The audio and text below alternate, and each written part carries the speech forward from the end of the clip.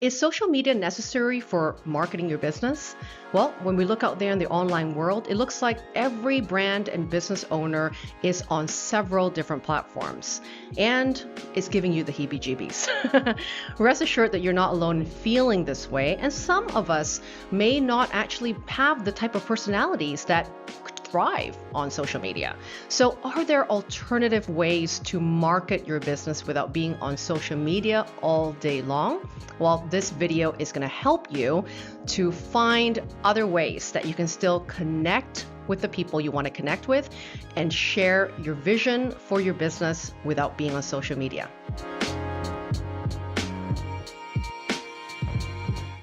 For those of you who are new here, I'm Lydia Lee, and I help budding entrepreneurs create their dream business without struggling with self-doubt, overthinking, and complicated strategies. So if you are looking to build a business you love, designed from your strengths, values, and personality, be sure to hit the subscribe and the bell button to keep tuning in for videos just like this one. And after watching this video, you can also join me on my free training to learn the 6 steps to launch a business you love. And I'm going to pop up that link right above here so that you can join me right after this. Well, social media has been a great tool, for us to connect with people, build some relationships, and also be a place that businesses have been able to promote their services and build their brand with their audience. But there's sometimes come a time where some of us might be feeling a little frustrated about being on Facebook, Instagram, whatever your poison of choice might be, because it can very slowly go from inspiration, right? Looking at what people are doing, feeling inspired at some point, and then that turning insidiously into comparison and distraction from you doing your work and for you to be building your own business because you're trapped into the comparison game of what other people are doing in their businesses. And at times, we have to remove ourselves from that environment in order to create space for the deep work that we want to do in our business.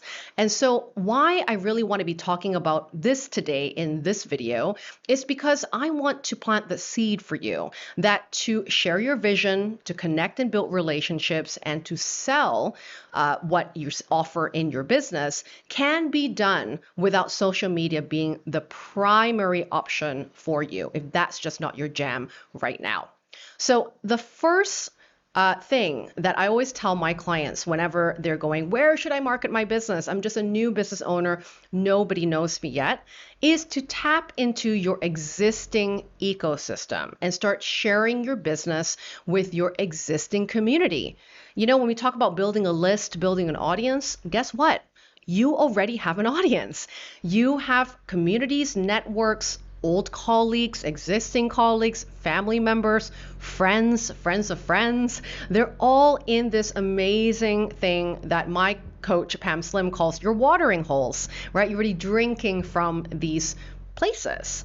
So very likely you haven't been very publicly speaking about your business in ways that you think you should be doing it, right? And so where I want to kind of call your attention to at the moment is start with what you know, start with what you have, right? That might mean sending a personal email to all of your friends and family and colleagues and letting them know that you have a new business and that you are available for clients right now.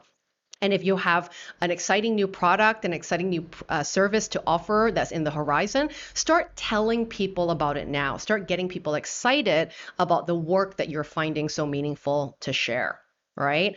Write them an email, write them a note, whatever is the way of connecting to them. Pick up the phone, that old school thing, right? That allows people to get to know you and your business and also help to share your business with people that they know. And when you do see someone that you know, right, maybe at your communities, at your church, at organizations that you're a part of, and you believe that that person could be a potential candidate for a client for you, that you can really help someone with the problems that they've shared to you at some time, invite them on a phone call, invite them to coffee if they live close to you. The whole point here is to build relationships one at a time.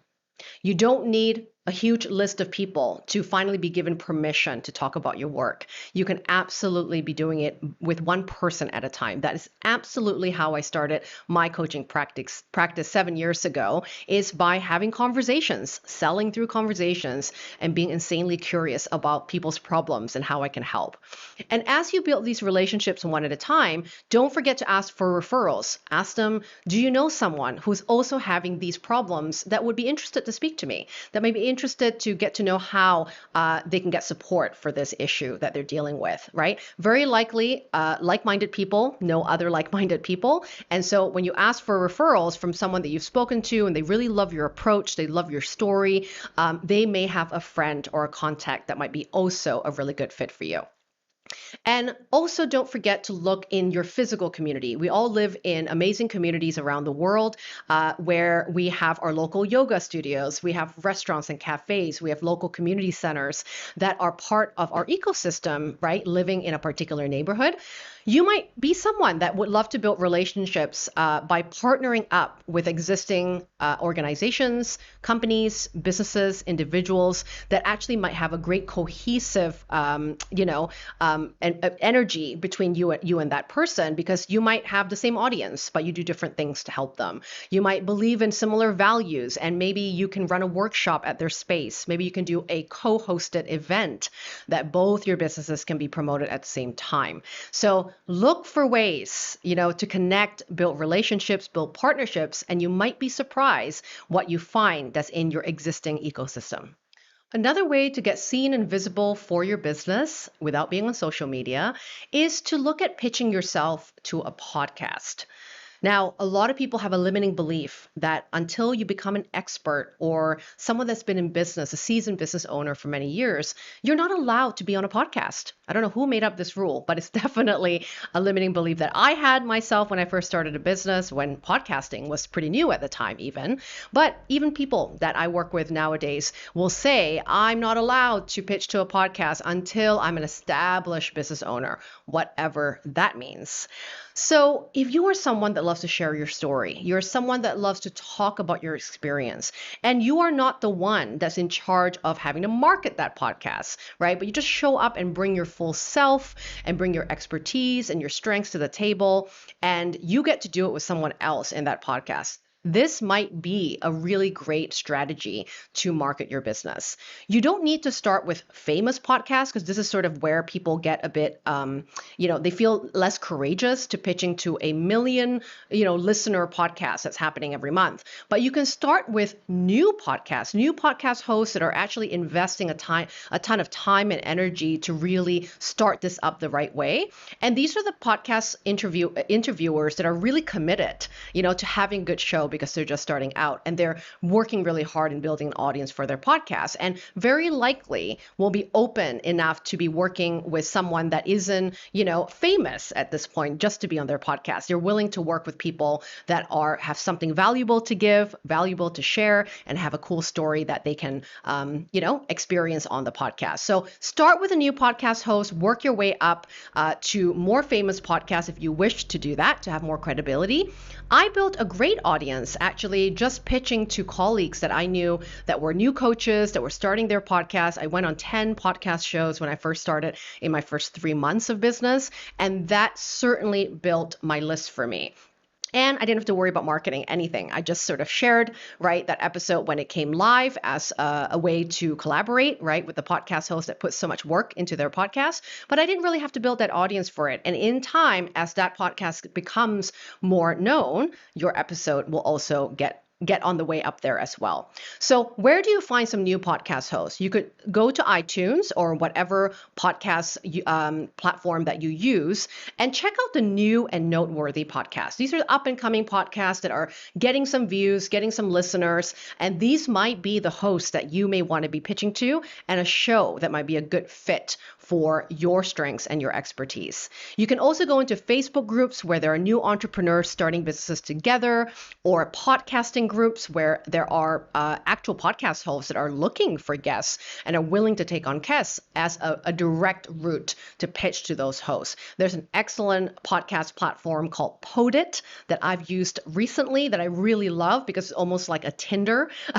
platform for podcast hosts and podcast guests. And I just find that people there are really ethical, they're really awesome, and they know what they want on their show, so you can easily pitch to the right host that will be taking you on. But don't forget to create a small pitch. Take some time to write out what are the topics that you would love to be talking about, that you want to be known for and that you're really good at. What's your wheelhouse? What are the strengths that you bring to the table that would make it really relevant for that particular audience, for the podcast that you're pitching to, and really make it easy for the host to say yes, right? When you tell the host, give them some topics, give them, right, what it is that you can actually, be giving value on. You're not going to put that burden on the host to come and think up of a topic that you should be interviewed on, right? The minute you make it easy for the host to say yes is the minute that they will welcome you to that podcast faster than if you were not to have a good pitch and just sent them a quick little message. This next way to market and promote my business without being on social media is one of my favorites because I get a direct contact with the people that really love my work. Starting a newsletter is one of my favorite ways to market and keep in contact with my audience, as well as build relationships over time. Now, as humans, we are never going to really be trusting somebody just from looking at a social media post or just reading one blog. What we really want to be doing as business owners is to welcome them into a space that is non-distracting, and it's also going to allow us to be on their inbox, right? Which is the holy grail, really, of like contact information. Social media, they can shut you off, they can scroll right by you, right? And who knows if this platform's even showing your post to many people without you buying an ad. But in a newsletter and in your email list, this is where you get the direct connection to your audience. And they're more likely to read an email than to scroll past or to read a post that they won't scroll past. So when you start an email newsletter, you have control, and that is an asset for your business. And when you start to write blogs, when you start to give out content on a YouTube channel, for example, don't forget to invite people to your email newsletter where you'll be giving people more advice, more tips, more fun stuff, and only something that you offer to this particular audience. The key point here is to write a newsletter consistently. It doesn't matter if it's once a month or bi-weekly or weekly. You can choose your rhythm and your cadence on what works for you when it comes to frequency. The biggest part is being consistent in making sure that your audience can expect to hear from you at certain days of the month. Now, you can use your checklist to do some really cool stuff like share advice, tips, even things like a music playlist. If music is your jam and that's how you love to connect with people, where you can share your music or your curation of music. You can also share, inspirational stories or experiences that you're having at the moment in your life and in your business, or maybe what you've been coaching your clients or your customers to do that might be an interesting tip to share with your audience, right? And of course, share information about your products and your services so people know how to get your help in a much more intimate way. And don't worry about needing to send something every day. Like I said, the best frequency is one that works for your schedule and one that you can show up for consistently.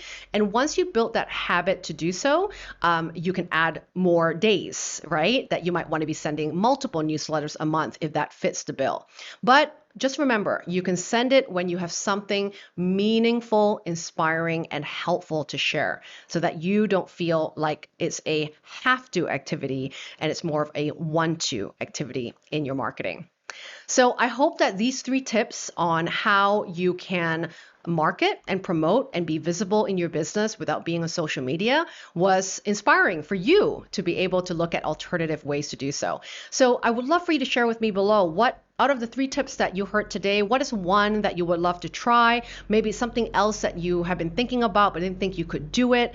I would love to hear about it. And very likely, if that's the thing that calls to you, that might be your best way to influence. And that might be be your best way to connect and build relationships. And that is really the most important piece, no matter what vehicle you use to share your business.